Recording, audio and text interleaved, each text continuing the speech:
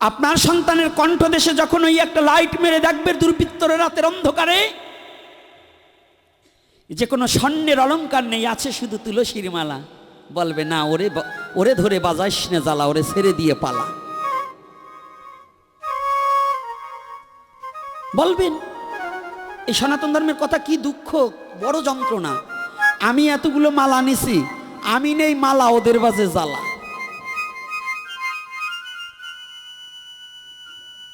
তুলসীর মালা আমরা নেই, সাধুরা নেই।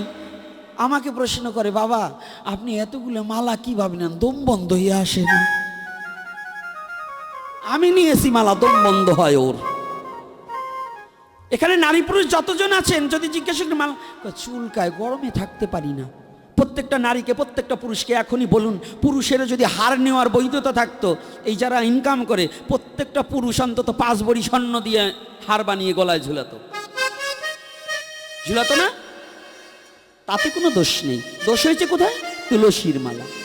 এদিকে আমাদের ঠাকুর মহাশয়গণ এবং আমাদের লোচনদাস বাবাজি তারা পদ লেখলেন, তুলসীর হার যে না পরে সার, কি কি গো, তাহারও জন্ম বৃথা। তিলক ধারণ না করে যেজন জমালয়ে বাস তার।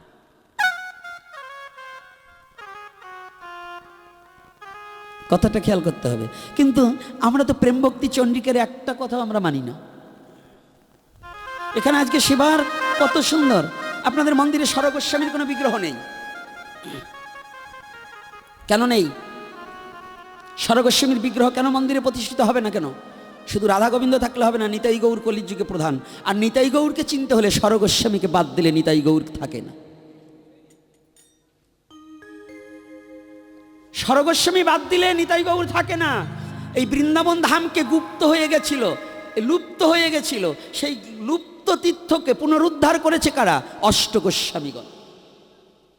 তার প্রকাশ্যে সরগোস্বামী আর দুজন হচ্ছে গুপ্ত, দুজন হচ্ছে ভূগর্ভ এবং লোকনাথ গোস্বামী। নরোত্তম দাস ঠাকুর মহাশয়ের গুরুদেব আর ভূগর্ভ গোস্বামী, এই দুজন হচ্ছে গুপ্ত। ওনারা বলছেন কোনো গ্রন্থের বন্ধনায় যেন আমাদের দুজনের নাম প্রকাশ না পায়।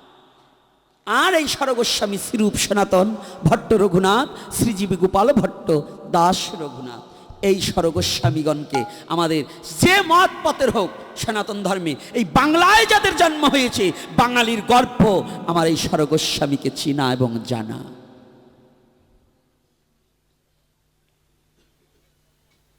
এটা যদি আপনারা ভুলে যান তাহলে কি সাধন ভজন করবেন?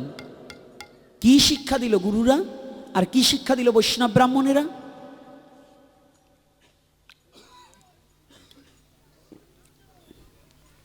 ব্রাহ্মণের ছেলে হয়ে চোস প্যান্ট পরে ঘুরিয়ে বেরোবে, ধুতি পরতে লজ্জা করে, ওটা কি ব্রাহ্মণ বলা যায়?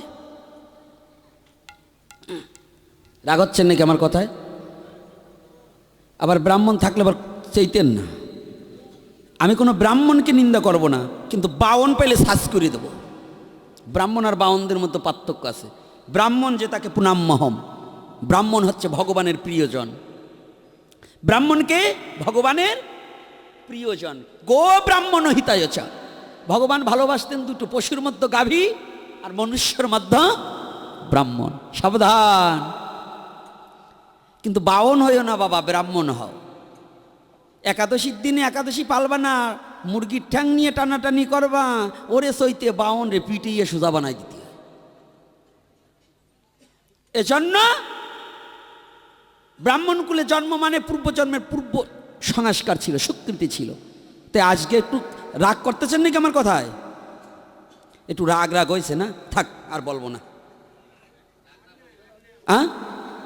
বলবো না না, থাক, আগামী দিন বলবানি। তো ভাবছেন নাকি আমি না বললে যাব?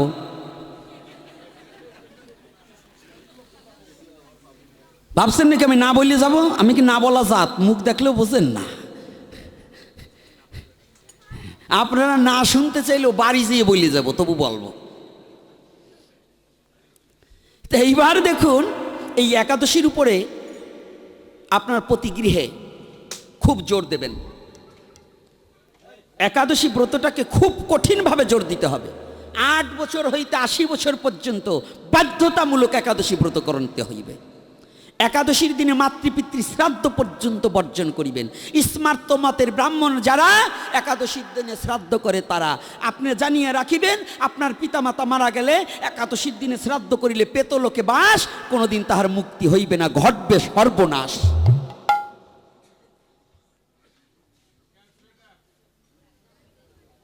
এই সর্বনাশ ঘটাবার নিমিত্তে একাদশীর দিনে শ্রাদ্ধ পড়িলেও কখনো করা যাবে না। যদি বলে কোনো ব্রাহ্মণ যে আমি শ্রাদ্ধ করব না, আপনারা 3 দিন আগে যোগাযোগ করবেন, আমি ব্রাহ্মণ পাঠাই দেবো, তবু একাদশীর পরে করবেন। আমার নাম্বারটা রেখে দেবেন, যদি কোনো দিন প্রয়োজন হয় সারা বাংলাদেশে আমি বলে দিলাম। কেউ বলবে না, এই ইউটিউবাররা সবাই তবু ক্যামেরা ফিটিং করে রাখছে যাতে আমি সিটিং বাজ না হই, বুঝলেন তো এইবার আমার কথাটা হচ্ছে এইখানে মানুষ তৈরি হতে হবে, মনুষ্যত্ব জাগাতে হবে। আর এই মনুষ্যত্ব জাগাতে হলে পরে কি কি প্রয়োজন তাহার উপরে আলোচনা করতে হবে। আমার বাবাকেও বলছি,